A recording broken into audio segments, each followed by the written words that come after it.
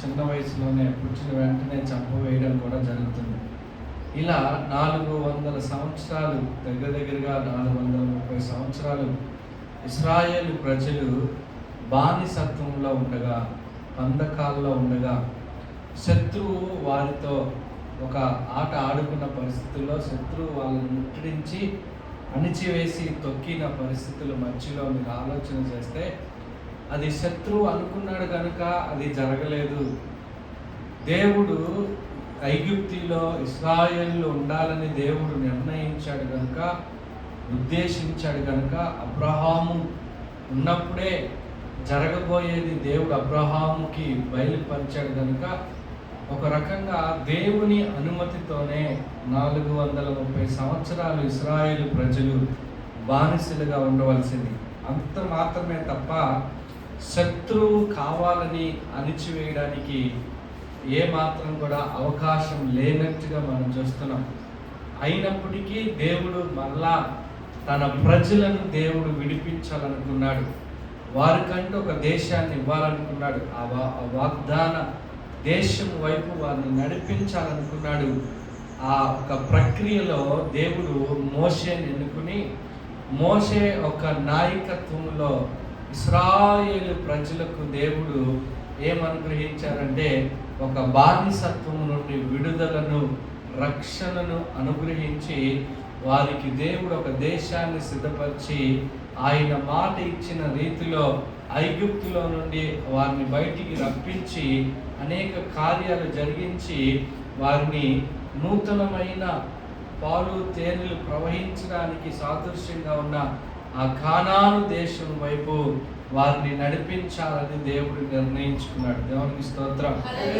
ఎప్పుడైతే దేవుడు తన ప్రజల మధ్యలోకి కలగజేసుకున్నాడో, ఎప్పుడైతే దేవుడు వారిని విడిపించాలనుకున్నాడో, వారిని రక్షించాలనుకున్నాడో, వారిని నడిపించాలనుకున్నాడో, దానంతటి మధ్యలో దేవుడు తన పనిని చేయడానికి ఎప్పుడైతే పూనుకున్నాడో, ఏ శత్రువు కూడా దేవునికి ఎదురుగుండా నిలిచి గెలవలేకపోయారట. దేవునికి స్తోత్రం. ఫరో కూడా ఎన్ని ప్రయత్నాలు చేసినప్పటికీ కూడా దేవుని చిత్తానికి వ్యతిరేకంగా అతను నిలవలేకపోయాడు. దేవుని బలానికి వ్యతిరేకంగా నిలవలేకపోయారు. దేవుని శక్తికి వ్యతిరేకంగా నిలవలేకపోయారు. అంత మాత్రమే కాదు, ఫరో ఒక్కడు మాత్రమే కాదు, ఆ అరణ్య ప్రయాణంలో, వాగ్దాన ప్రయాణంలో ఉండగా ఎంతో మంది శత్రువులు ఇశ్రాయేలులకు వాగ్దానానికి అడ్డుగా నిలబడినట్లుగా, ఇశ్రాయేలులకు వ్యతిరేకంగా నిలబడినట్లుగా ఎంతో మంది రాజులు సైతము ఇశ్రాయేలులను అణిచివేయాలని ప్రయత్నించినట్లుగా మనం చూస్తున్నాం. ఎంతమంది లేచి ఇశ్రాయేలు దేశం మీదకి వచ్చినా ఎవ్వరు కూడా ఇశ్రాయేలు సైన్యాన్ని జయించలేకపోయారంట. దేవునికి స్తోత్రం. ఎందుకు వారు జయించలేకపోయారు? సైన్యము తక్కువై కాదు, బలము తక్కువై కాదు, జ్ఞానము తక్కువై కాదు. అన్నిటికన్నా చూస్తే ఇశ్రాయేలులందరికంటే వాళ్ళు శ్రేష్టమైన సైన్యాన్ని కలిగి ఉన్నారు, శ్రేష్టమైన ఆయుధాలు కలిగి ఉన్నారు, శ్రేష్టమైన ప్రణాళికలు కలిగి ఉన్నారు. కానీ అయినప్పటికీ స్వల్ప జనాంగమైన ఇశ్రాయేలు ప్రజలను గెలవలేకపోవడానికి, వారి యొద్ద ఓడిపోవడానికి గల కారణం ఏంటి అని మనం చూసినట్లయితే ఒకే ఒక కారణం. అదేంటో తెలుసా? ఇశ్రాయేలు దేశం పక్షాన, ఇశ్రాయేలు ప్రజల పక్షాన దేవాది దేవుడు ఆయన నిలిచి ఉన్నాడంట. దేవునికి స్తోత్రం. ఆయన ఎప్పుడైతే ఐగుప్తిలో నుండి ఆయన విడిపించాడో, ఆ ప్రజలతో పాటు ఆయన కూడా నడవడం మొదలు పెట్టాడు. హల్లెలూయా.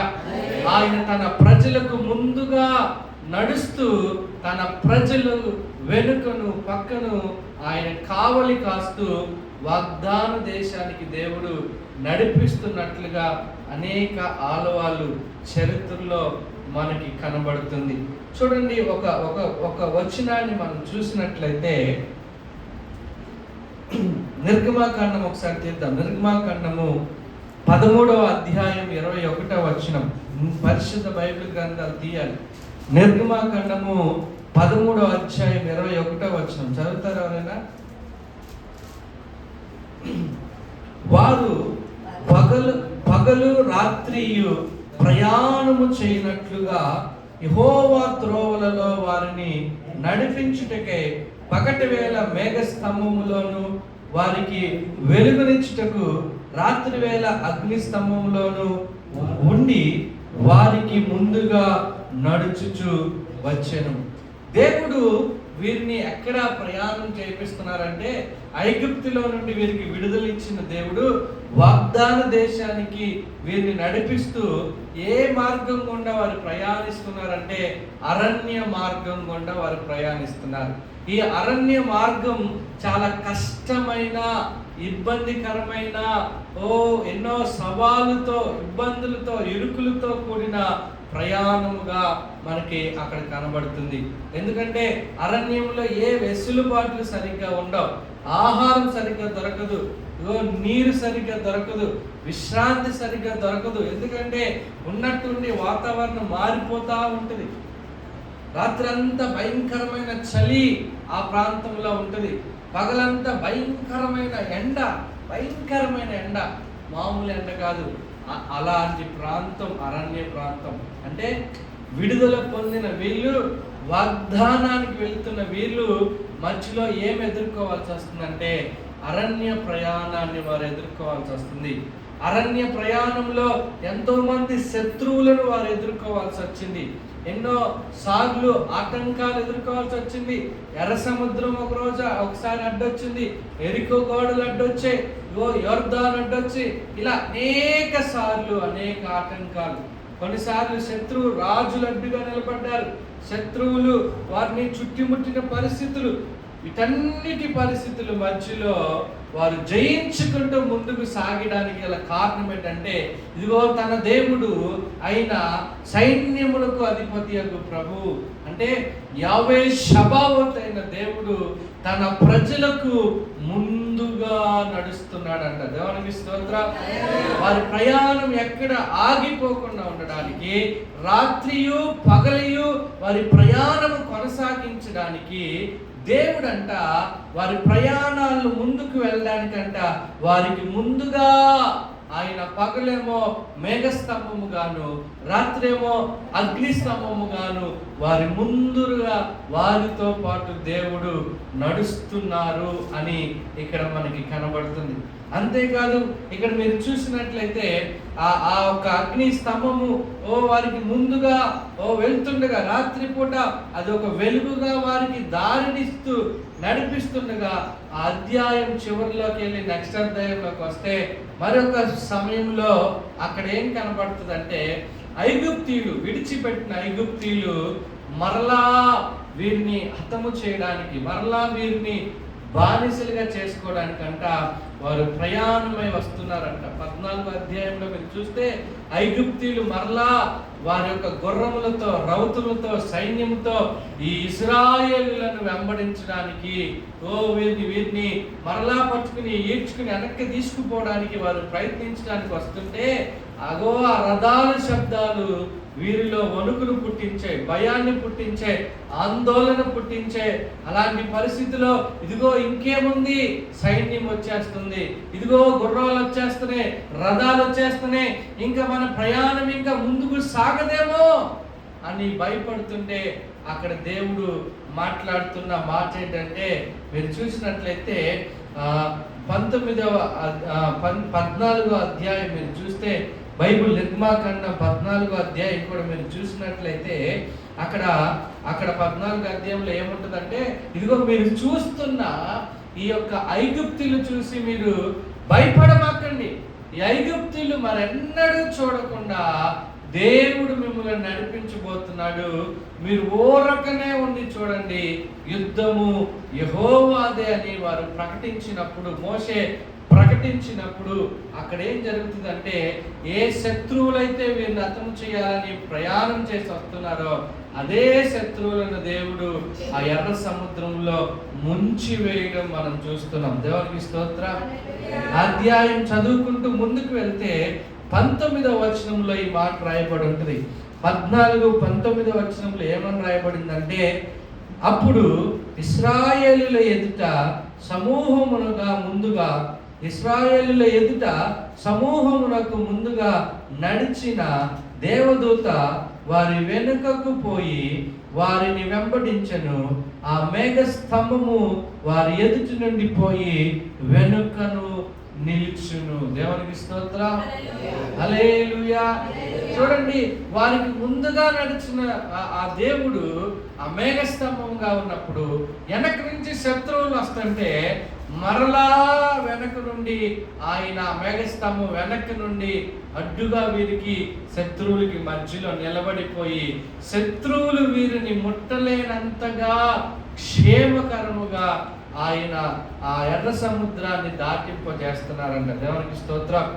ఈ చదవబడిన మాటలన్నీ, ఈ యొక్క వచనాలన్నీ మీరు ఆలోచన చేసినట్లయితే దేవుడు ఎవరి పక్షాన ఉంటారో, దేవుడు ఎవరికి ముందుగా నడుస్తారో, దేవుడు ఎవరిని నడిపించాలని ఆయన ఉద్దేశం కలిగి ఉంటారో వారి జీవితములు ఎలా ఉంటాయి అంటే, ఎన్ని కష్టాలు ఎదురైనా, ఎన్ని కన్నీళ్ళు ఎదురైనా, ఎన్ని వ్యతిరేకతలు ఎదురైనా దేవుడు వాటన్నిటికంటే ముందు నిలిచి తన ప్రజలను కాపాడుతూ ఆ శత్రువు తీసుకొచ్చిన దాడులన్నిటినీ త్రిప్పికొట్టి సంరక్షించి తన ప్రజల జీవితాలను ఆయన నిలబెట్టే దేవుడిగా ఉన్నారు. దేవునికి స్తోత్రం. ఈ చదవబడిన మాటలు ఇంకా లోతుగా ధ్యానించడానికి మీరు ఇష్టపడినట్లయితే, ఆనాడు ఇశ్రాయేలు దేశానికి, ఇశ్రాయేలు ప్రజలకి దేవుడు ముందు నడిచాడు కాబట్టి ఇశ్రాయేలు ప్రజలు ఎన్నెన్నో విజయాలను చూడగలిగారు. శత్రువులు పారిపోవడం చూడగలిగారు, ఓడిపోవడం చూడగలిగారు. ఇశ్రాయేలు యొక్క తల పైకెత్తడం చూడగలిగారు. కారణం ఏంటంటే తెలుసా? వారు గెలిచిన ఏ యుద్ధం కూడా వారి సామర్థ్యాన్ని బట్టి గెలవలేదు, వారి జ్ఞానాన్ని బట్టి గెలవలేదు, వారి సిరి సంపదలను బట్టి గెలవలేదు, వారి వేసిన ప్రణాళికలను బట్టి గెలవలేదు. ఇశ్రాయేలు ప్రజలు చరిత్రలో ఏ యుద్ధాన్ని గెలిచినా దేవాది దేవుడిచ్చిన ఆ విజయాన్ని బట్టి ఆ యుద్ధాన్ని వారు గెలవగలిగారు. దేవునికి స్తోత్రం. అంటే వారు యుద్ధం చేయడానికి ఎన్ని పరిస్థితులు ఎన్నోసార్లు వచ్చినప్పటికీ కూడా వారు యుద్ధము యొక్క పరిస్థితి అంతటిని ఎవరికి అప్పచెప్పేవాళ్ళంటే దేవునికి అప్పగించి, వీరు దేవుని యందు విశ్వాసం ఉంచి వారు దేవుడు చేసే కార్యాల కొరకు కనిపెట్టుకుంటూ ఆయన్ని ఆరాధిస్తూ, ఆయన్ని మహిమపరుస్తూ, ఆయన్ని సేవిస్తూ ఉండేవారంట. దేవునికి స్తోత్రం. ఈ పరిస్థితుల మధ్యలో మన జీవితాన్ని కూడా పోల్చబడినట్లయితే, ఇశ్రాయేలు ఇగో ఐగుప్తు నుండి విడిపించబడిన ఎట్లా విడిపించబడ్డారు, అలాగే మనం కూడా పాపం అనే బంధకాల నుండి, లోకం అనే బంధకాల నుండి దేవుడు మనల్ని విడిపించాడు. ఇప్పుడు మనల్ని దేవుడు పరలోకం అనే ఒక నిత్యత్వానికి, నిత్య జీవం పొందడానికి ఇగో ఒక గురిగా దేవుడు మనకు అనుగ్రహించారు. అది మన స్వాస్థ్యంగా, మన దేశంగా దేవుడు మనకి అనుగ్రహించారు. అయితే ఆ దేశంలోకి మనం వెళ్ళాలంటే, ఆ పరలోక రాజ్యాన్ని మనం స్వతంత్రించుకోవాలంటే, ఆ దేవుడిచ్చిన వాగ్దానాన్ని మనం స్వతంత్రించుకోవాలంటే ఇగో మనం ఎలాంటి ప్రయాణం చేయాలంటే అరణ్య ప్రయాణం చేయాలి. ఎలాంటి ప్రయాణం చేయాలి? అందరూ గట్టిగా స్తోత్రం చెప్పండి, రెండు చేతులు ఎత్తి చెప్పండి, హల్లెలూయా. ఇశ్రాయేలీయులు వాగ్దానానికి ఎలాంటి ప్రయాణం చేశారు? అరణ్య ప్రయాణాన్ని చేశారు. ఈ అరణ్య ప్రయాణం అంత ఈజీగా ఉంటుందంటే ఉండదు, చాలా కష్టతరంగా ఉంటుంది. మనుషులుగా ఆలోచిస్తే చాలా ఇబ్బందికరంగా ఉంటుంది. కానీ దేవుడు ఆ ప్రజలతో ఉంటే ఆ కష్టము వారికి ఏమాత్రం కూడా కష్టంగా ఉండదంట. దేవునికి స్తోత్రం. చూడండి, వారికి ఆహారం అవసరమైనప్పుడు అరణ్యముల ఆహారం దొరుకుతుందా అంటే దొరకదు. కానీ వారికి కావాల్సినంత ఆహారమును, సమృద్ధిని దేవుడు వారికి సమకూర్చారా లేదా? సమకూర్చారు. తిన్న వారికి తిన్నంత ఆహారాన్ని దేవుడు దయచేశాడు. ఎక్కడ దయచేశాడు? అరణ్యములో దయచేశాడు. ఇక్కడ గుర్తుపెట్టుకోవాలి, ఆ ప్రయాణం కష్టతరమే, ఇబ్బందికరమే, ఎన్నో సవాళ్ళతో కూడి, ఎన్నో పోరాటాలతో కూడింది. కానీ వారి మధ్యలో, వారి ముందు ఎవరు నడుస్తున్నారంటే దేవుడు నడుస్తున్నాడు కనుక చూడండి, వారికి కలిగిన ప్రతి కష్టానికి ముందు ఎవరు నిలబడ్డారంటే దేవుడే నిలబడ్డాడు. ఆకలేసినప్పుడు ఆకాశం నుండి మన్నాను పంపించాడు ఆయన.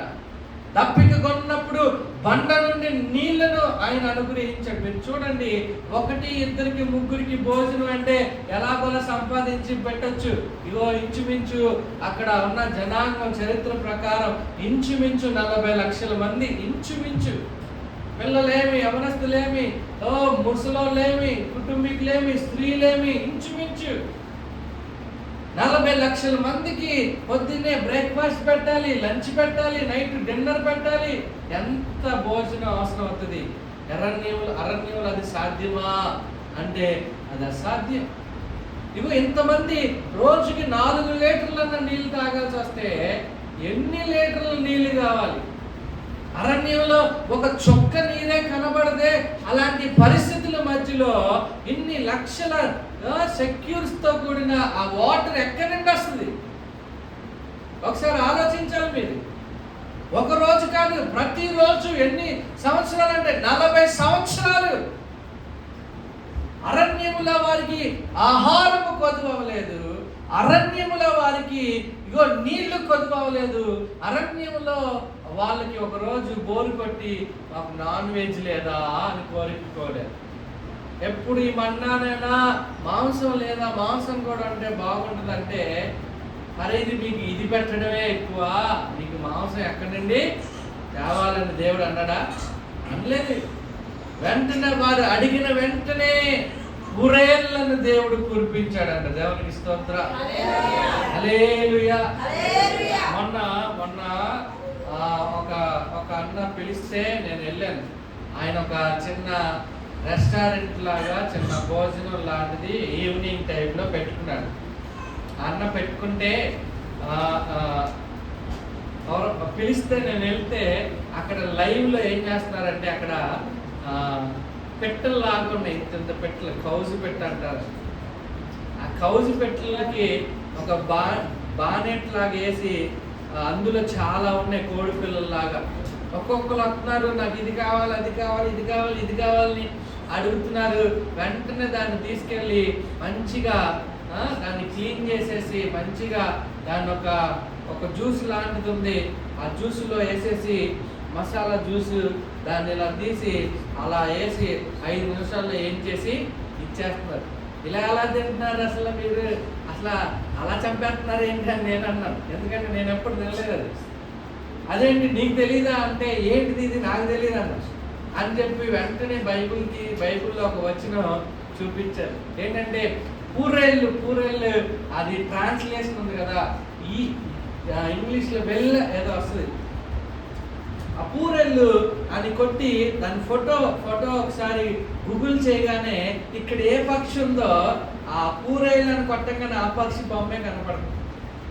అంటే ఈ కౌసుపెట్ట ఏంటిదంటే ఆ రోజు దేవుడు పంపించిన పూరేళ్ళు ఇయ్యే అని చెప్పి నువ్వు తిను అని నన్ను ప్రేరేపించారు, కానీ నేను తినలేకపోయాను. నాకు వద్దులే, ఏదో కొత్త విషయం నేర్చుకున్నానులే, ఈసారి ఆదివారం మా వాళ్ళకి చెప్తాను, కావాలంటే వాళ్ళు వెళ్ళి తిని పూరేళ్ళు ఎలా ఉన్నాయో టేస్ట్ చేస్తారు. హల్లెలూయా. ఇక్కడ మీరు చూసినట్లయితే మాంసం కావాలంటే దేవుడు ఆ అరణ్యంలో వారికి మాంసాన్ని సిద్ధపరిచాడు.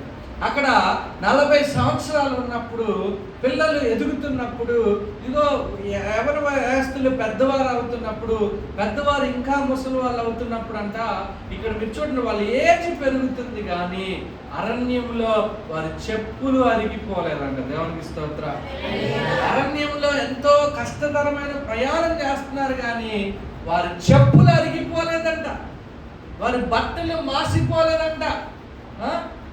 గట్టి ఎండలో 5 నిమిషాలు ఉంటే చెమట వాసన వచ్చేస్తాయి బట్టలు, కానీ వారి బట్టలు మాయలేదు.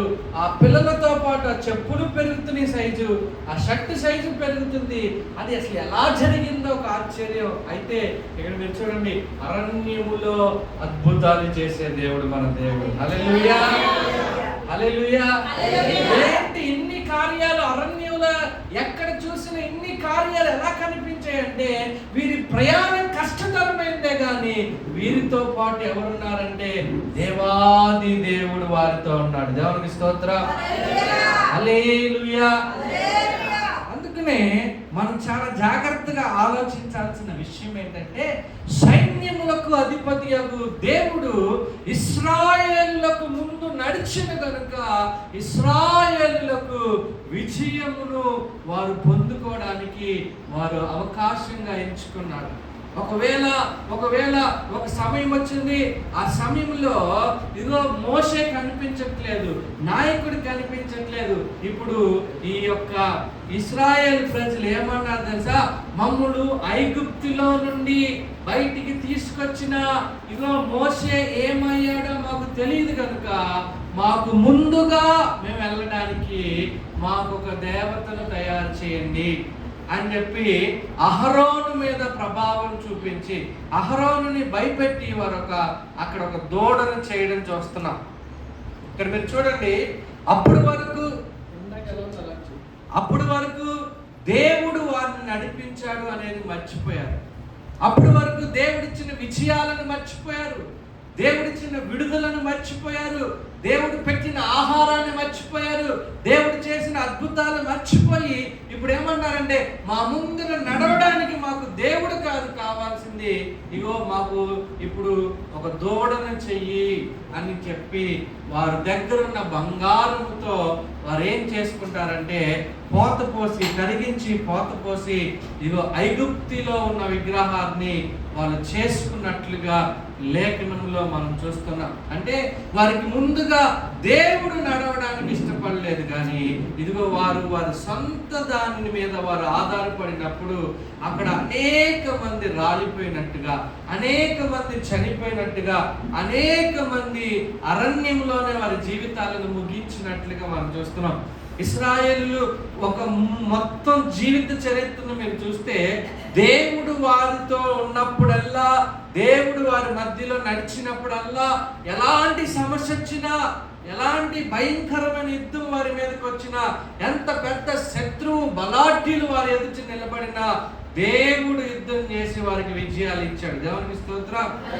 మీరు దేవుణ్ణి విడిచిపెట్టి దేవుని స్థానంలో ఇంకొక దాని మీద ఆధారపడినప్పుడు మీరు నమ్మండి, ఏ శత్రువుల చేతులైతే మీరు ఏ శత్రువులు ఓడించి గెలిచారో అదే శత్రువులు వీరిని చీల్చి చండాడి బానిసలుగా చేసుకుని వాళ్ళ దేశాలను కొల్లగొట్టుకుని పోయినట్టుగా కూడా మనం చూస్తున్నాం. అంటే అపజయం పాలయ్యారు, అవమాన పాలయ్యారు, నిందల పాలయ్యారు, వెక్కిరింపు పాలయ్యారు.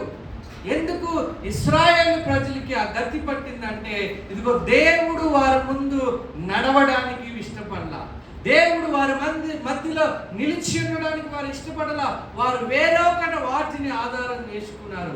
ఒక రకంగా చెప్పాలంటే దేవునికి ఆయుష్కరమైన కార్యాలు, దేవునికి విరుద్ధమైన కార్యాలు, దేవునికి విసిగి తెప్పించే కార్యాలు, పాపపు కార్యాలు, సొంత జీవితాన్ని జీవించే కార్యాలు వారు జీవించినంత కాలము వారు బంధకాల్లోకి వెళ్ళిపోయినట్లుగా, బానిసలుగా వెళ్ళిపోయినట్లుగా, మరలా అణిచివేయబడినట్లుగా, తొక్కివేయబడినట్లుగా వారి జీవితాలు వ్యర్థమైపోయినట్లుగా మనం బైబిల్ గ్రంథంలో చూస్తున్నాం. మరలా వారు ఎప్పుడైతే మరలా పశ్చాత్తాపడతారో, మరలా ప్రభు సన్నిధిలో వారు చేసిన పాపాలు ఒప్పుకుంటారో, దేవుని సహాయాన్ని కోరుకుంటారో, వెంటనే దేవుడు ఆ ప్రజల పక్షాన నిలబడి ఆ శత్రువులను అణిచివేసి మరలా ఒక గొప్ప విడుదలను దేవుడు దయచేసినట్లుగా కూడా మనం చూస్తున్నాం. దేవునికి స్తోత్రం. గడిచిన వారం మనం చూస్తే ఇదిగో ఇశ్రాయేలులందరూ ఆ సైన్యంలో ఉన్నవారు రాజుతో సహా 40 రోజులు గొలియాతును చూసి భయపడిపోయారు, ధైర్యం చేయలేకపోయారు, యుద్ధానికి ముందుకు వెళ్ళలేకపోయారు, అక్కడే సతుకులు పడ్డారు, అందరూ ఓటమికి అంగీకరించే పరిస్థితిలో ఉన్నారు. కానీ ఒక్కడు విశ్వాసముతో తిరిగి లేచాడు, అక్కడికి వచ్చాడు, అక్కడ నిలబడ్డాడు. ఇక్కడ ఏమంటున్నాడు తెలుసా? ఇదిగో నేను కత్తిని డాలుని ఆధారం చేసుకుని ఇక్కడికి రావడం లేదు, ఇదిగో నేను సైన్యములకు అధిపతి అగు నా ప్రభువు పేరట, యెహోవా పేరట నేను నీ ఎదుట నిలబడి సవాలు విసురుతున్నా, నిశ్చయముగా ఆయన నిన్ను నా చేతికి ఈరోజు అప్పగిస్తాడు అని విశ్వాసముతో అతడు ప్రకటించినప్పుడు దేవుడు ఇగో దావీదు పక్షాన నిలిచాడు. దావీదుకి ముందుగా దేవుడు నిలిచాడు. గొలియాతును దావీదు ఎదుట బొక్కబార్ల పడేలాగా దేవుడు ఆ యుద్ధాన్ని చేసి ఆ విజయాన్ని దావీదు చేతిలో పెట్టాడు. దేవునికి స్తోత్రం. మోషే కూడా ఇదే అంటున్నాడు. ఇటువైపు ఎర్ర సముద్రం, ఇటువైపు ఫరో సైన్యం వస్తుంటే ఇదిగో మీరు ఊరకనే ఉండి దేవుడు చేయబోయే రక్షణ కార్యాన్ని చూడండి. మీరు చూస్తున్న ఐగుప్తులను మరెన్నడూ చూడకుండా దేవుడు చేస్తాడు. ఏం చేయబోతున్నాడో దేవుడు మోషేకి తెలియదు, ఎలా చేస్తాడో మోషేకి తెలియదు. కానీ మోషే యొక్క విశ్వాసం ఏంటంటే దేవుడు రక్షిస్తాడు. ఇటు ఎర్ర సముద్రమైన, ఇటు ఫరో సైన్యమైన మన పక్షాన ఉన్న దేవుడు ఎలాంటి పరిస్థితుల్లోనైనా మిమ్మల్ని మనల్ని రక్షించగలిగిన దేవుడు కనుక మీరు ఓరకనే ఉండి చూడండి. యుద్ధము యెహోవాదే, ఈ ఐగుప్తులను మరెన్నడూ చూడకుండా దేవుడు చేస్తాడని ముందుగానే విశ్వాసముతో ప్రకటించి ఉండగా దేవుడు అదే రీతిలో వెంబడించిన ఐగుప్తులందరినీ ఆ ఎర్ర సముద్రంలో మరలా చూడకుండా దేవుడు సమాధి చేసేసాడు. దేవునికి స్తోత్రం. ఇక్కడ మీరు చూడండి, గొలియాతు ఎదుట నిలబడిన దావీదైనా సరే, ఎర్ర సముద్రం ఎదుట ఇటు ఫరో సైన్యం ఎదుట నిలబడిన మోషే అయినా సరే, వారు ఎవరిని ఆధారం చేసుకున్నారు, ఎవరి సామర్థ్యం గురించి మాట్లాడారు, ఎవరి సామర్థ్యం వైపు చూడమంటున్నారు, ఎవరు రక్షించగలరని వారు పరిచయం చేస్తున్నారంటే ఇదిగో ఇశ్రాయేలులో సైన్యమునకు అధిపతి అయిన దేవుడు గురించి, ఆయన సామర్థ్యం గురించి వారు అక్కడ ప్రకటన చేస్తున్నారు. హల్లెలూయా. చూడండి, దేవుడు ఏమై ఉన్నాడో ఆయన బలము, ఆయన సామర్థ్యం, ఆయన ఔన్నత్యం, ఆయన అధికారం, ఆయన గంభీరత్వము, ఆయన ఒక జీవన శైలి ఏదైతే ఉందో అది మన మధ్యలో ఆయన దిగొచ్చినప్పుడు, మన పరిస్థితుల మధ్యలో ఆయన నడిచినప్పుడు, మనకు ముందుగా దేవుడు నిలిచినప్పుడు ఇదిగో ఇశ్రాయేలులకు ఏ విధమైన విజయాలు దేవుడు చేకూర్చాడో మన జీవితంలో కూడా అటువంటి విజయాలను దేవుడు అనుగ్రహించగలిగిన గొప్ప దేవుడు. స్తోత్రం చెప్పండి. హల్లెలూయా. మీరు అర్థం చేసుకోవాల్సిన విషయం ఏంటంటే ఇగో మీ ఎదుట ఇగో ఐగుప్తులు తరుముతున్నా, ఎర్ర సముద్రం మీకు అడ్డుగా ఉన్నా, ఇదిగో గొలియాతు లాంటి వారు మీ ఎదుటికి వచ్చి సవాలు విసురుతున్నా, ఇదిగో మీ ప్రయాణంలో ఎరుకో గోడలు ఒక అడుగు కూడా ముందుకు వేయలేనంతగా మీకు ఎదురుగుండా నిలబడి ఉన్నా, అది ఎలాంటి పరిస్థితి అయినా సరే మీరు చూడవలసింది ఎవరి వైపు అంటే ఇగో విశ్వాసముతో దేవుని వైపు చూడాలి. హల్లెలూయా. ఆయన మీద ఆధారపడాలి, ఆయనకు ఆ పరిస్థితిని అప్పగించాలి. అలా అప్పగించి విశ్వాసముతో మీరు నిలబడగలిగితే విశ్వాసానికి కర్త, దానిని కొనసాగించే దేవుడు మీ పక్షాన మీకు వ్యతిరేకంగా నిలబడిన శత్రువుతో యుద్ధము చేసి ఆయన విజయాన్ని గెలిచి అది మీకు నాకు మన చేతిలో అనుగ్రహిస్తారు. హల్లెలూయా. అందుకే రోమీయులకు రాసిన పత్రిక 8వ అధ్యాయం 37వ వచనం ఏం చెబుతుందంటే, రోమీయులకు రాసిన పత్రిక 8వ అధ్యాయం 37వ వచనంలో ఏం రాయబడిందంటే, మనలను ప్రేమించిన వారి ద్వారా మనం వీటన్నిటిలో అత్యధిక విజయము పొందుచున్నాము. ఏమని రాయబడింది? మనలను ప్రేమించిన వారి ద్వారా. ఎవరు మనల్ని ప్రేమిస్తున్నారు? ఎవరు మన కొరకు ప్రాణం పెట్టారో ఆయనే మనలను ప్రేమిస్తున్నారు. ఎవరు మన కొరకు ప్రాణం పెట్టారు? ప్రభు అయిన యేసుక్రీస్తు. మాట గుర్తుపెట్టుకోండి.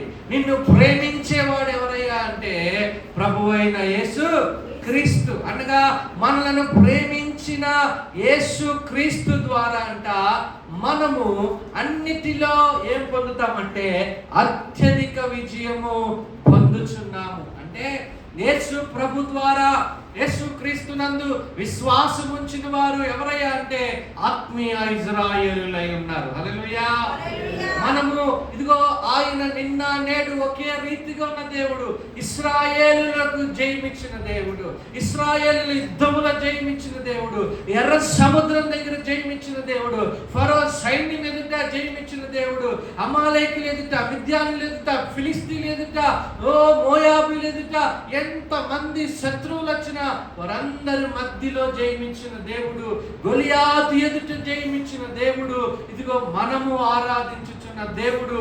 ఆయన ఎంత గొప్ప దేవుడు అంటే, ఇదిగో ఎలాగైతే ఐగుప్తులో నుండి బయటకు వచ్చిన ఇశ్రాయేలు అరణ్యం గుండా వాగ్దానంలోకి వెళ్ళారో, ఇదిగో పాపం అనే ఐగుప్తులో నుండి రక్షించబడిన మనము అరణ్యం అనే విశ్వాస యాత్రలో మనము కూడా ముందుకు వెళ్ళవలసిన వారమై ఉన్నాం. దేవునికి స్తోత్రం. అంటే దాని అర్థం ఏంటంటే, ఈ అరణ్యం కష్టాలకి సూచనగా ఉంది, శ్రమలకు సూచనగా ఉంది, ఇరుకులకు సూచనగా ఉంది, ఇబ్బందులకు సూచనగా ఉంది, అవమానాలకు సూచనగా ఉంది, పోరాటాలకు సూచనగా ఉంది, ఆకలి దప్పికలకు సూచనగా ఉంది. ఈ అరణ్య ప్రయాణం ఎలాంటి దానికి సూచనగా ఉన్నా సరే, అరణ్యములో నీతో పాటు ఎవరున్నారంటే, నిన్ను ప్రేమించిన నీ దేవుడు నీకు ముందుగా నడుస్తున్నాడు. హల్లెలూయా. ఆయన ఎలాంటి వాడు తెలుసా?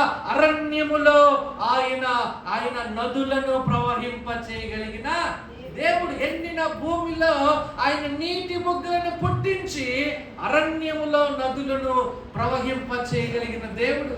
ఏదైతే లేదో, ఏదైతే కనిపించట్లేదో, ఏదైతే ఇది జరగదు అనుకుంటున్నామో అది ఆయన చేయడానికి సమర్థుడై ఉన్నాడు. అందుకే ఆయన గురించి రోమా పత్రికలో ఏం రాయబడిందంటే, ఆయన లేని వాటిని ఉన్నట్టుగాను, ఉన్న వాటిని లేనట్టుగాను, మృతులను సజీవులుగాను ఆయన చేయగలిగిన గొప్ప దేవుడు అంట. దేవునికి స్తోత్రం. ఆ దేవుడు మన ముందు ఉన్నాడు అని మనం నమ్మగలిగితే, ఆ దేవుడు నన్ను ప్రేమిస్తున్నాడు అని నమ్మగలిగితే, నిన్ను ప్రేమించే దేవుని ద్వారా నీకేముందో తెలుసా? విజయం ఉందంట. హల్లెలూయా. అంటే దాని అర్థం ఏంటంటే, ఆయన ద్వారా తప్ప మనకి విజయం ఎవరి ద్వారా దక్కదు. ఆయన ద్వారా తప్ప మనకి రక్షణ లేదు ఇంకొకరి ద్వారా. ఆయన ద్వారా తప్ప మనకి ఇంకో వేరే మార్గంలో విడుదల లేదు, నెమ్మది లేదు, సమాధానం లేదు, సంతోషం లేదు. మనం ఏమి పొందాలనుకున్నా, ఏమి గెలవాలనుకున్నా, ఏ విజయం చూడాలనుకున్నా మనకి ఎవరు అవసరమై ఉన్నారంటే, మన ప్రభు అయిన యేసుక్రీస్తు మనకి అవసరమై ఉన్నారు. హల్లెలూయా. ఆయన ఎందుకు నీకు జయమిస్తాడు? ఆయన ఎందుకు నీకు బలం ఇస్తాడు? ఆయన నీకు ఎందుకు ఆయుష్ను, ఆరోగ్యాన్ని ఇస్తాడంటే, ఆయన నిన్ను ప్రేమించుచున్నాడు కనుక. హల్లెలూయా. ఇప్పుడు నిన్ను ప్రేమించే వారి ద్వారా నువ్వు ఎలాంటి విజయం చూడాలంటే, అత్యధికమైన విజయాన్ని నువ్వు చూడగలగాలి. విజయము అంటే వేరు, అత్యధికమైన విజయం అంటే వేరు. విజయం అనగా చూడండి, ఎగ్జామ్ రాస్తారు, అందరూ ఎగ్జామ్ రాస్తారు, పాస్ అవ్వడం అనేది విజయం. కానీ అత్యధికమైన విజయం ఏంటంటే, రాసిన వారందరిలో ఒక మంచి ర్యాంకులో నేను నిలబడితే అది ఎలాంటి విజయమో తెలుసా? అత్యధికమైన విజయం. హల్లెలూయా. అంటే యేసుక్రీస్తు ద్వారా నువ్వు ఎలాంటి విజయంలో నిలబడాలంటే, సాధారణమైన విజయం కాదు, ఎలాగోలా బ్రతికేయడం కాదు, ఎలాగోలా నడిచేయడం కాదు, ఎలాగోలా ఒడ్డును చేర్చుకోవడం కాదు, ఎలాగోలా పరలోకం వెళ్ళడం కాదు. ఈ లోకములోనే నువ్వు అత్యధికమైన విజయాన్ని ప్రభువును బట్టి పొందిన వ్యక్తివై ఉండాలి. హల్లెలూయా. అందుకనే ఆయన చెప్పిన మాట ఏంటంటే, జయించిన వానిని నాతో కూడా నా సింహాసనం మీద కూర్చోబెట్టుకుంటాను. ఇప్పుడు నువ్వు జయించకపోతే సింహాసనం వస్తుందా? రాదు. ఇప్పుడు నేను జయించాలి, సింహాసనం మీద నేను స్థానాన్ని సంపాదించాలంటే ఈ విజయం ఎక్కడి నుండి పుట్టుకొస్తుందంటే, ఈ విజయము పోరాటములో నుండి పుట్టుకొస్తుందంట. ఎక్కడి నుండి పుట్టుకొస్తుంది? ఆ పోరాటం లేకుండా విజయం రాదు. యుద్ధములో నుండే విజయాలు పుట్టుకొస్తాయి, యుద్ధములో నుండే బలాఢ్యులు పుట్టుకొస్తారు, యుద్ధములో నుండే వీరులు పుట్టుకొస్తారు, యుద్ధములో నుండే జయశాలులు పుట్టుకొస్తారు. యుద్ధం లేకుండా, పోరాటం లేకుండా ఎలాగోలా బ్రతికేద్దామని అనుకుంటే అది విజయంతో కూడిన జీవితం కాదది. అది రాజీ పడిపోయిన జీవితం. లోకముతో ఈరోజు నువ్వు పోరాడగలుగుతున్నావా?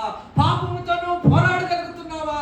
నీ యొక్క పరిస్థితులతో నువ్వు పోరాడగలుగుతున్నావా? నీ శత్రువుతో నువ్వు పోరాడగలుగుతున్నావా? నువ్వు పోరాడే వ్యక్తిగా నిలబడేటట్టయితే నీ ముందు నిలిచిన దేవుడు నీకు విజయాన్ని ఇవ్వగలడు. దేవునికి స్తోత్రం. ఆ పోరాటానికి నువ్వు భయపడి నువ్వు లోకంతో రాజీ పడితే, పాపంతో రాజీ పడితే, ఇగో నువ్వు ఈ లోకంలో అన్ని విశ్వాస జీవితంలో నువ్వు రాజీ పడిపోతే నువ్వే అన్నటికీ కూడా నువ్వేం చూడలేవంటే విజయాన్ని చూడలేవు. ఒక ఒక ఒక ఆమె ఉంది, ఆమె ఒక పాట రాసింది, అది చాలా ఫేమ్ అయింది. అందరూ ఒక సీజన్లో చాలా ఆదరించారు ఆ పాటలో ఉన్న ఒక మాట ఏంటంటే, ఎంత పెద్ద పోరాటమో అంత పెద్ద విజయం. విజయం అనేది తథ్యము, పోరాడుతాను నిత్యము.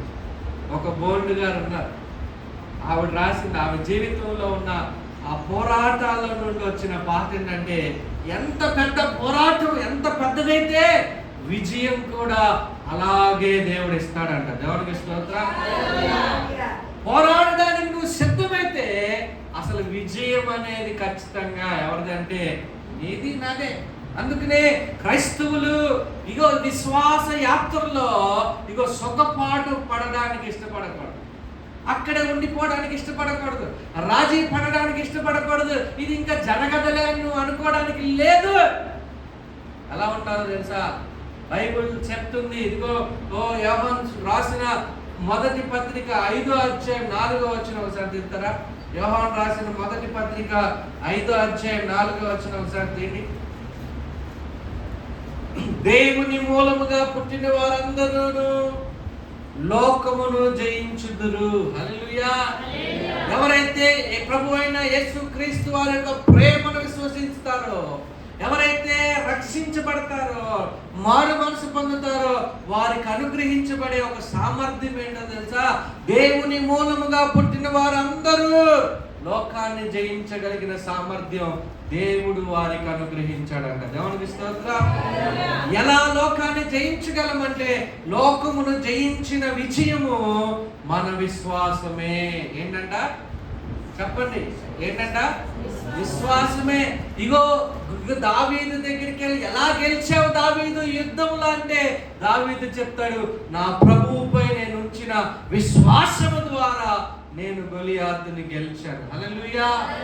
అంటే నీ ప్రభు పట్ల నువ్వు పరిపూర్ణమైన విశ్వాసం ఉంటే, ఆవగింజంత పరిపూర్ణమైన విశ్వాసం ఉంటే కొండను కదలమన్నా కూడా కదులుతుందని ప్రభువే మనకి సెలవిచ్చాడు కనుక, ప్రభువే దీని మన జీవితంలో ఇలా చేయండి అని చెబుతున్నాడు కనుక, మనం ఎక్కడ నిలబడినా, శ్రమంలో నిలబడినా, పోరాటంలో నిలబడినా, కష్టంలో నిలబడినా, కరువులో నిలబడినా, బాధలో నిలబడినా, అవమానంలో నిలబడినా, నిందలో నిలబడినా, అది ఎలాంటి పరిస్థితి అయినా కావచ్చు, అక్కడ నువ్వు ఎలా ఉండాలో తెలుసా? విశ్వాసముతో అక్కడ నువ్వు నిలబడగలిగితే, విశ్వాసముతో ప్రభు కార్యం కొరకు నువ్వు ఎదురు చూడగలిగితే, విశ్వాసముతో పోరాడడానికి నువ్వు ఇష్టపడేటట్టయితే అద్భుతమైన విజయము నీ సొంతము ప్రభు ద్వారా అవుతుంది. హల్లెలూయా. అందుకే దేవుని మూలంగా పుట్టిన వారందరూ ఏం జయించుదురంటే లోకాన్ని జయిస్తారు. నువ్వు జయిస్తున్నావా?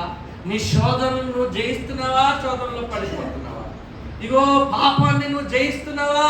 పాపంలో పడిపోతున్నావా? నీ నోరును నువ్వు జయించగలుగుతున్నావా? అదుపులో పెట్టుకోగలుగుతున్నావా? నీ నోరును జారవేడి చేసుకుంటున్నావా? నీ విశ్వాసంలో నువ్వు నిలబడగలుగుతున్నావా? విశ్వాసంలో నువ్వు రాజీ పడిపోతున్నావా?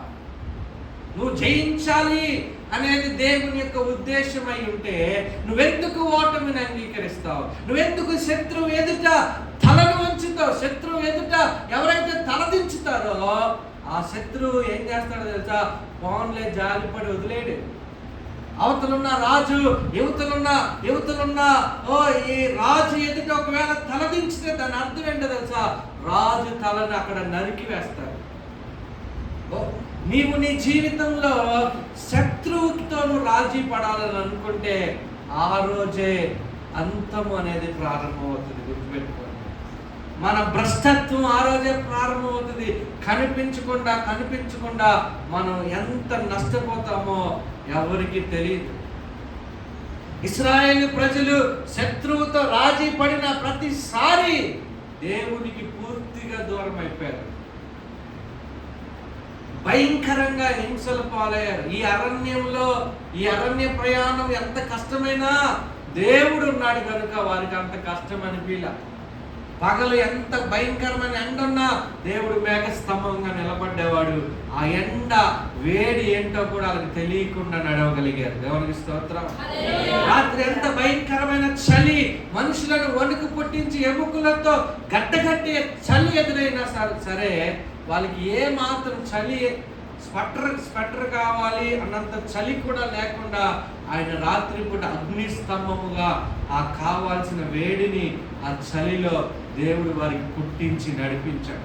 ఆకలేస్తే మన్నా, దాహం వేస్తే బండ నుండి నీళ్లు, ఇగో బోరు కొడితే ఇగో ఆకాశం నుండి పూరేళ్లను కురిపించి వారి జీవితంలో ఏ మాత్రం కూడా తక్కువ కాకుండా కావాల్సిందంతా దేవుడు వారి జీవితంలో అనుగ్రహించాడు. పిల్లరా గమనించండి, ఇదిగో మనము కూడా ఆత్మీయ ఇశ్రాయేలులమై ఉన్నాం.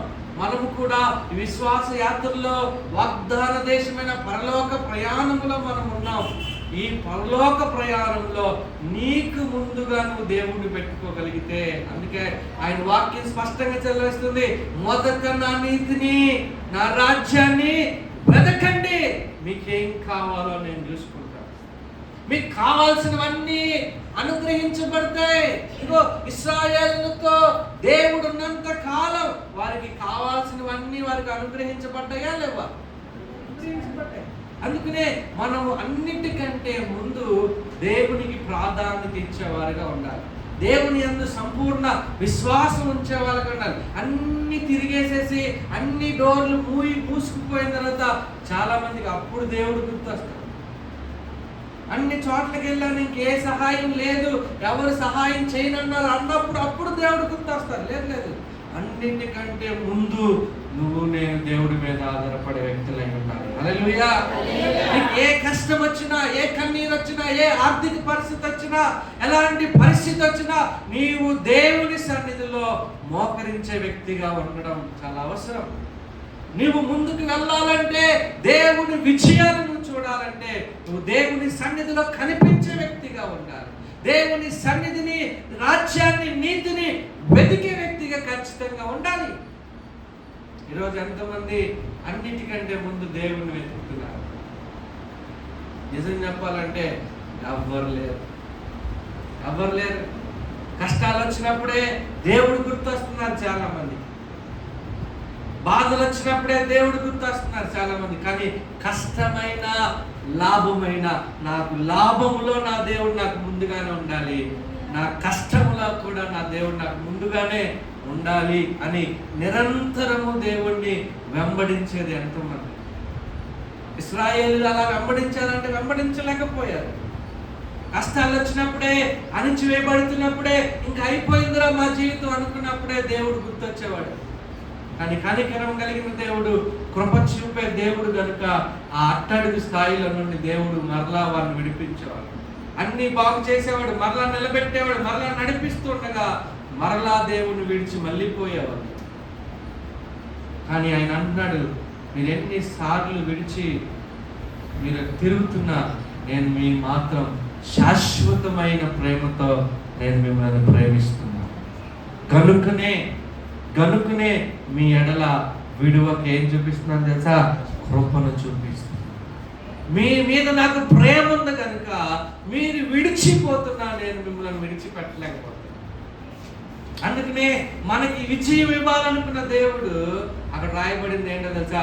మనలను ప్రేమించిన వాని ద్వారా మనకి అత్యధికమైన విజయం దొరుకుతుందంట. హల్లెలూయా. దేవుడు మనల్ని ప్రేమిస్తున్నాడు కనుక ఇదిగో నువ్వు స్వస్థపరచబడగలవా అంటే నువ్వు స్వస్థపరచబడగలవు. నువ్వు దీవించబడగలవా అంటే దీవించబడగలవు. నువ్వు అభివృద్ధి చెందగలవా. నువ్వు గెలవగలవా. ఎలా గెలవగలవు? ఆయన ద్వారా నేను ఇది జయించాను. అందుకే పౌలు గారు ఇలా అంటారు, ఏమని అంటారు తెలుసా?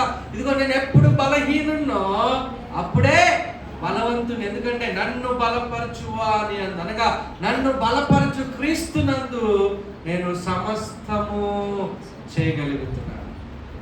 అంటే నేను ఏదైనా చేయగలను. ఎలా అంటే నన్ను బలపరిచే దేవుడు నాతో ఉన్నాడు కనుక. అంటే నేను ఒక్కనే చేయగలను చెప్పట్లేదు, నన్ను ఆయన బలపరుస్తున్నాడు కనుక నేను చేయగలుగుతున్నాను. అంటే మీరు చెప్పాలి, అపవాదితో చెప్పాలి, గొలియాతుతో చెప్పాలి, ఇదిగో ఈ యొక్క ఐగుప్తులతో చెప్పాలి, నిలబడిన ఎర్ర సముద్రంతో చెప్పాలి, ఎరుకోతో చెప్పాలి. ఏం చెప్పాలి? ఏం చెప్పాలి? ఏం చెప్పాలి? విశ్వాసంతో దేవుడు చేయబోయేది ముందుగా నీ నోటితో చెప్పాలి. హల్లెలూయా. ఈ రోగము నుండి నా దేవుడు నన్ను స్వస్థపరచగలడని నేను ప్రకటిస్తున్నానని చెప్పాలి.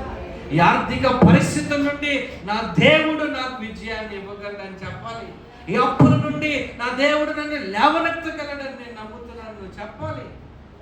చెప్పగలిగితే, ఆయన నీతిని, రాజ్యాన్ని వెతకగలిగితే దేవుడు అద్భుతమైన విజయాన్ని నువ్వు సొంతం చేసుకోవడం నువ్వు అనుభవిస్తావు. హల్లెలూయా. అందుకే నన్ను బాగా ఎప్పుడు బలపరిచే ఒక మాట ఏంటంటే, బైబిల్లో ఒక మాట ఉంది, కేవలము నమ్మిక మాత్రము ఉంచుము, మహిమను చూచెను. హల్లెలూయా. నువ్వు ఎలాంటి పరిస్థితుల్లో ఉన్నావో నాకు తెలియదు, అది నీకు అవుతుందా అవదా, నువ్వు ఎలాంటి బేరియర్స్ పెట్టుకున్నావు, ఎలాంటి బౌండరీస్ పెట్టుకున్నావు నాకు తెలియదు. కానీ అది ఎలాంటి పరిస్థితమైనా, అది ఎలాంటి పోరాటమైనా, అది ఎలాంటి మానసికమైన ఒత్తిడైనా, ఒక విషయం గమనించు, ఆ పరిస్థితుల మధ్యలో దేవుని నీతిని, రాజ్యాన్ని వెతుకు. దేవుణ్ణి వెతుకు, నువ్వు నమ్మకంగా వెతుకు, మందిరాన్ని వెతుకు, దేవుని వాక్యాన్ని వెతుకు, విశ్వాసం ఉంచు ఆయన మీద, కేవలం నమ్మిక మాత్రం ఉంచు. అప్పుడు ఏం చూస్తావు తెలుసా? ఆయన మహిమను చూస్తాం. హల్లెలూయా. హల్లెలూయా. చాలా సార్లు ఉద్యోగం లేనప్పుడేమో ఉద్యోగం లేదు లేదు లేదు, ప్రార్థన చేయండి ప్రార్థన చేయండి ప్రార్థన చేయండి అంటారు. ప్రార్థన చేసి దేవుడు ఒక ఉద్యోగం ఇస్తే ఇప్పుడు ఖాళీ లేదు ఖాళీ లేదు, మందిరానికి రావడం కుదరదు. జరిగేదే బయట. పిల్లలు లేరు, ప్రార్థించండి ప్రార్థించండి. ఒక ఆవిడ చాలా రోజులు అసలు ఊపిరాడడం వల్ల దేవుడు పిల్లలు ఇచ్చిన కనుక ఆ రోజు నుంచి ఈ రోజు వరకు ఆవిడ చర్చిలో కనబడితే ఒట్టు ఇప్పుడు 4-5 సంవత్సరాల పైన అయిపోయింది. కారణం ఏంటి? ఒకరోజు నేను వెళ్ళి అడిగి, ఎందుకమ్మా ఇంత అద్భుతం చేశాడు కదా దేవుడు, ఎందుకు రావట్లేదమ్మా అంటే, ఎక్కడండి పిల్లలతో రానివ్వట్లేదు. ఇప్పుడు నేరం ఎవరి మీద మోపింది? నాకు ఆశ్చర్యం వేసింది ఆవిడ చేసి. అంటే దాని అర్థం ఏంటి అంటే, నీకు కుదిరితే దేవుడిని వెతుకుతావా, లేదంటే వెతకవా? అలాంటి వారికి విజయం ఎలా వస్తుంది? అలాంటి వారికి అరణ్య ప్రయాణం ఇంకా కష్టమైపోతుంది. వారు ముందుకు వెళ్ళలేరు, విశ్వాసంలో ఎదగలేరు, దేవుడి మీద వారు ఆధారపడలేదు. ఎందుకంటే ఆల్రెడీ వారు రాజీ పడిపోయారు, విశ్వాసంలో జారిపోయారు. ఒక విషయం గుర్తుపెట్టుకోండి, దేవుడు విజయం ఇస్తే ఆ విజయాన్ని ఎప్పుడు ఆపలేడు. దేవుని స్తోత్రం. దేవుడిని ఎదుట ఒక ద్వారాన్ని తెరిస్తే ఏ శక్తి ఆ ద్వారాన్ని ముయ్యలేదు. కానీ నీ అంతట నీవు, నీ బలము బట్టి, నీ ప్రయాసను బట్టి, నీ కష్టాన్ని బట్టి, నీ పోరాటాన్ని బట్టి నువ్వు విజయం చూడాలనుకుంటే నీకు విజయం ఎప్పటికీ దొరకదు. ఎందుకంటే నువ్వు అత్యధికమైన విజయం ఎక్కడ నీకుందంటే క్రీస్తులోనే నీకు విజయం ఉంది. హల్లెలూయా. అందుకే ఆయన ఏమన్నాడు తెలుసా? నాకు వేరుగా మీరేమీ చెప్పేశాడు. ఆయన మొహమాటం లేకుండా చెప్పాడు. ప్రభువా అక్కడ ఉండు, నాకు టైం లేదు, ఇదిగో నేను ఎట్లు కొనాలి, వెళ్ళి నాకు చూసుకురావాలి, పొలం కొన్నాను వెళ్ళి చూసుకురావాలి, ఏదో స్టోరీలు చెప్తున్నారు చాలా మంది. రాజు దగ్గరికి, రాజు పిలుపుకి ఏదో స్టోరీలు చెప్తున్నారు. కానీ ఒక చోట దేవుడు చెప్పాడు, మీరు నాకు వేరుగా ఎన్ని ప్రయత్నాలైనా చేయండి, నాకు దూరంగా ఎన్ని పోరాటాలైనా పోరాడండి, విజయం అనే కీ నా దగ్గర ఉంది. నేను ఓపెన్ చేస్తేనే మీకు విజయం కదా. ఇప్పుడు ఆయన ఏమన్నాడంటే, మీరు పోరాడమని ఆయన చెప్పట్లా, మీరు నాతో ఉండండి, నేను పోరాడతాను, నేను పోరాడి ఆ విజయాన్ని మీకు ఇస్తా. మిమ్మల్ని ఏమన్నారు? కేవలము నమ్మిక మాత్రము ఉంచండి. మీ పరిస్థితుల మధ్యలో మిమ్మల్ని ప్రేమించే వాడిని మీరు నమ్మండి. మీ పోరాటాల మధ్యలో మీ కొరకు ప్రాణం పెట్టి యేసుని విశ్వసించండి. మీ విశ్వాసమే లోకమును జయించిన విజయము. దేవునికి స్తోత్రం. హల్లెలూయా. ఎలా గెలవాలి, ఎలా గెలవాలి, ఎలా గెలవాలి? ఓరకనే ఉండి నమ్ము, అంతే. నా ప్రభువు చేస్తాడని నమ్ము, నా ప్రభు ఇస్తాడని నమ్ము. ఇదివరకు శుభవార్తలో ఒక టీవీ ప్రోగ్రాం వచ్చేది. ఆ పాస్టర్ గారు ఆ టీవీ ప్రోగ్రాం ముందు లేదంటే టీవీ ప్రోగ్రాంలో ప్రసంగం అయిపోయిన తర్వాత కొన్ని క్వశ్చన్స్ వేసేవాళ్ళు. ఏంటో తెలుసా? ఎవరు చెప్పారు నీకు ఉద్యోగం రాదని? ఎవరు చెప్పారు నువ్వు పరీక్షల్లో పాస్ అవ్వలేవని? ఎవరు చెప్పారు నీకు చదువు రాదని? ఎవరు చెప్పారు నీకు పెళ్ళి కాదని? ఎవరు చెప్పారు? వాళ్ళు చెప్పారు, వీళ్ళు చెప్పారు. దేవుడు చెప్పాడా? దేవుడు చెప్పాడా? దేవుడు చెప్పలేదు. దేవుడు అలాంటి చెప్పడం. నువ్వు చెప్పాలి, ఇగో ఇగో నువ్వు నీ యొక్క రోగంతో చెప్పాలి, నా దేవుడు ఖచ్చితంగా నిన్ను నాలో నుండి క్రీస్తులో జీవించే నాకు ఎల్లప్పుడూ ఏముందో తెలుసా? విజయం ఉంది. నా పోరాటానికి విజయం ఉంది, నా ఆర్థిక పరిస్థితులపై విజయం ఉంది, నా కుటుంబ పరిస్థితులపై విజయం ఉంది, నా బిడ్డల భవిష్యత్తులో విజయం ఉంది. అందుకే నిరుత్సాహంలో కూరుకుపోయిన ఇశ్రాయేలులతో ఇర్మియా ద్వారా దేవుడు ఏం మాట్లాడాడో తెలుసా? ఇర్మియా గ్రంథం 29:11 వచనంలో, నేను మిమ్మును గూర్చి ఉద్దేశించిన సంగతులు అవి క్షేమకరమైనవే కానీ హానికరమైనవి కాదు, మేలుకరమైనవి నేను మిమ్మల్ని గురించి ఉద్దేశించాను. రాబో దినముల గురించి నేను చెప్తున్నాను. ఇప్పుడు మీరు బందీలుగా ఉన్నారు, ఇప్పుడు మీరు బానిసలుగా ఉన్నారు, కానీ రాబో దినాల్లో మీకు మీ భవిష్యత్తు ఎలా ఉండబోతుందంటే మీరు పడిన కష్టానికంటే అధికమైన సమాధానం మీరు పొందబోతున్నారు. దేవునికి స్తోత్రం. మీరు కార్చిన కన్నీటికి ఘనతను మీరు అనుభవించబోతున్నారు. దేవునికి స్తోత్రం. మీ బలహీనత మధ్యలో మీ ఓటమి అయిపోయారనుకున్న మీరు అక్కడే దేవుడు మీ తలను పైకెత్తి గొప్ప భవిష్యత్తును దేవుడు మీ పిల్లలకు దేవుడు దయచేయబోతున్నాడు. హల్లెలూయా. ఇక్కడితో అయిపోయింది, ఇంకా నేను ఏం చేయలేనేమో నా జీవితంలో, ఇంకేం చెయ్యాలి, ఏముంది చేయడానికి అని అనుకుంటున్నారేమో. అక్కడి నుండే దేవుడు నూతన ప్రారంభాలను కలగజేయగలడు. హల్లెలూయా. ఒక ద్వారం నీ ఎదుట ముయ్యబడితే 7 ద్వారాలు తెరవగలిగిన గొప్ప దేవుడు ఆయన. అర్థమైందా మీకు? అంత గొప్ప దేవుడు మీ నుండి ఆశిస్తుంది ఏంటో తెలుసా? నమ్మకమైన విశ్వాసం. నిలబడగలరా విశ్వాసం? ఆయన మీద ఆధారపడగలరా? ఆయన వైపు చూడగలరా? ఆయన చేయగలరని నమ్మి మీరు విశ్వాసంతో ప్రకటించగలరా? అలా ప్రకటించేటట్టయితే లేచి నిలబడని ప్రార్థన చేసుకుంటాం. లేచి నిలబడని ప్రార్థన చేసుకుంటాం. Thank you Jesus. హల్లెలూయా. అందరు లేచి, ఎవరు కళ్ళు తెరవద్దు, అందరు కళ్ళు మూసుకుని 2 చేతులు ఎత్తి, ఏ పోరాటంలో నువ్వు ఉన్నావో, ఏ బాధలో నువ్వు ఉన్నావో, ఏ ఇరుకులో నువ్వు ఉన్నావో, ఏ కన్నీళ్ళ మధ్య నీవు ఉన్నావో, ఈ పరిస్థితుల్లో దేవుడు నీకు విజయం ఇవ్వాలని ఆశపడుతున్నాడు.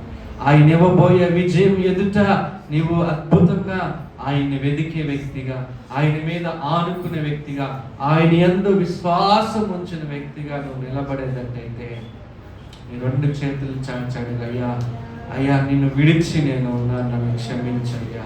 అయ్యా నిన్ను ముందు పెట్టుకోలేకుండా నా ప్రభువా అవిశ్వాసంలో నేను ఉన్నాను, నన్ను క్షమించయ్యా. అయ్యా నిన్ను వెతకలేని స్థితిలో ఉన్నానయ్యా. ఒక వారం వచ్చి రాలేని స్థితిలో నేను ఉన్నానయ్యా. అయ్యా ప్రతి దినం మోకరించలేని స్థితిలో నేను ఉన్నానయ్యా. నా కష్టాల్లో నేనే పోరాడుతున్నాను, నన్ను క్షమించయ్యా. అయ్యా నువ్వు నా పక్షాన పోరాడాలనుకుంటున్నావు, నువ్వు నాకు విజయం ఇవ్వాలనుకుంటున్నావు, నువ్వు నన్ను నడిపించాలనుకుంటున్నావు. అయితే అయ్యా నన్ను నీకు అప్పగించుకోలేకుండా ఉన్నాను, నన్ను క్షమించయ్యా. ఇదిగో ఈ దినమే నా పోరాటాలన్నీ నీకు అప్పగిస్తున్నానయ్యా, నా యుద్ధాలన్నీ నీకు అప్పగిస్తున్నానయ్యా. నన్ను నిలబెట్టండి అయ్యా, నన్ను నిలబెట్టండి పరిశుద్ధ ఆత్మదేవ. ప్రార్థన చేయండి, ప్రార్థన చేయండి. నా ప్రభువా నా బిడ్డలకు ఒక మంచి భవిష్యత్తును సిద్ధపరచయ్యా. నేను ఆలోచించి, నేను చింతించి, నేను ఆరోగ్యాన్ని పాడు చేసుకుంటున్నా. ఈ దినము నా బిడ్డల భవిష్యత్తు నీకు అప్పగిస్తున్నానయ్యా. ఈ దినము నా కుటుంబ పరిస్థితి నీకు అప్పగిస్తున్నానయ్యా. ఈ దినము నా అప్పుల పరిస్థితి నీకు అప్పగిస్తున్నా. ఈ దినము నా ఆత్మీయ జీవితాన్ని నీకు అప్పగిస్తున్నా. ప్రభువా, నేను ఎక్కడ జారిపోయానో, ఎక్కడ పడిపోయానో, ఎక్కడ తొట్టిల్లిపోయానో నన్ను లేవనెత్తయ్యా, నన్ను లేవనెత్తయ్యా. అని అంగలార్చగలవా? ఓ గోచడగలవా? ఆయన ఎదుట సాగిలపడగలవా? ప్రార్థన చేయండి. ప్రభువా, విశ్వాసముతో నువ్వు ప్రకటించగలవా? నువ్వు ఖచ్చితంగా నా జీవితంలో అద్భుతం చేయగలవని నమ్ముతున్నాను. నువ్వు నన్ను నడిపించగలవని నమ్ముతున్నా. నన్ను నిలబెట్టగలవని నమ్ముతున్నా. నన్ను లేవనెత్తగలవని నమ్ముతున్నా. నా జీవితంలో ఏదైతే వ్యర్థమైపోయిందో, ఏదైతే నేను పోగొట్టుకున్నానో, అది మరలా ఘనత కొరకు నన్ను లేవనెత్తబోతున్నందుకు వందనాలు చెల్లిస్తున్నానయ్యా. ఓ, ఈ పరిచర్య ఎంత నష్టమైపోయిందో అంతకంతకు అభివృద్ధి పరచగలిగిన దేవుడు అని నేను నమ్ముతున్నాను నాయన. ఓ, వెళ్ళిపోయిన వారందరికంటే అత్యధికమైన జనంగానే నువ్వు తీసుకురాగలిగిన దేవుడు అని నేను నమ్ముతున్నాను నాయన. అపవాది ఎన్ని ప్రణాళికలకు వేసిన ప్రభువా, వాడి ప్రణాళికలను చిత్తు చేసి అద్భుతమైన విజయాన్ని నువ్వు ఇవ్వగలవని మేము నమ్ముతున్నామయ్యా. నీకు వందనాలయ్యా, వందనాలయ్యా, వందనాలయ్యా. ఓ హల్లెలూయా జీసస్, హల్లెలూయా. ప్రార్థన చేద్దాం, ప్రార్థన చేద్దాం. మహాగణుడైన దేవా, ప్రార్థించండి. ప్రతి ఒక్కరు గొప్ప విజయముల కొరకు మా జీవితాన్ని సిద్ధపరచయ్యా. ఈ అరణ్య ప్రయాణము ఎంత కష్టమైనా నువ్వు లేకుండా ఒక అడుగు కూడా నేను ముందుకు వేయలేనయ్యా. నీ సన్నిధి లేకుండా నేను వెళ్ళలేనయ్యా. నన్ను విడిచిపోకయ్యా, నన్ను విడిచిపెట్టొద్దయ్యా, నన్ను విడిచిపెట్టొద్దయ్యా. ఇది మొదలుకున్నయ్యా నీ నీతిని, రాజ్యాన్ని వెతుకుతానయ్యా. విశ్వాసము కలిగి ఉంటానయ్యా, నమ్మకంగా ఉంటానయ్యా. నిన్ను ప్రేమించడానికి ఇష్టపడుతున్నానయ్యా. అత్యధికమైన విజయం. ఎక్కడ ఆగిపోయామో అక్కడ విజయం చూడడానికి సహాయం. ఈ పరిచర్యకి విజయాన్ని ఇవ్వండి, ఈ కుటుంబానికి విజయాన్ని ఇవ్వండి, ఉద్యోగాల్లో విజయాలు ఇవ్వండి, వ్యాపారాల్లో విజయాలు ఇవ్వండి, అప్పుల్లో విజయాలు ఇవ్వండి, అనారోగ్యాల్లో విజయాలను దయచేయండి నాయన. ఆత్మీయతలో విజయాలను ఇవ్వండి అయ్యా. ఈ వాక్యాన్ని ప్రతి ఒక్కరి జీవితంలో ఫలింపచేసి, మా హృదయాలలో ఫలింపచేసి, మా మనసుల్లో ఫలింపచేసి, ఓ నా తండ్రి, నీ చిత్తాన్ని మా జీవితంలో నెరవేర్చు. సకల మహిమ మీరే పొందుకోమని నజరుడైన యేసుక్రీస్తు నామం పేరిట ప్రార్థిస్తున్నాము తండ్రి. ఆమేన్. ఈ సమయంలో దేవుని సన్నిధిలో